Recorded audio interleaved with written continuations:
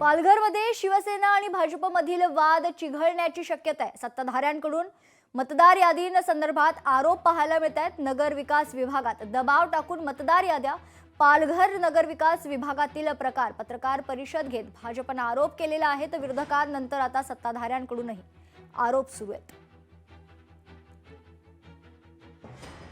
अंतिम यादी जेव्हा प्रसिद्ध झाली, अंतिम यादी प्रसिद्ध झाल्यानंतर आमच्या निदर्शनास असं आलं की काही राजकीय दबाव आणून काही लोकांनी त्या सीओ म्हणजे मुख्याधिकारी यांच्यावरती प्रेशर करून त्यांना त्यांच्या म्हणजे त्यांच्या अधिकारात नसताना त्यांना पुरवणी यादी काढण्यासाठी त्यांना फोर्स केलंय।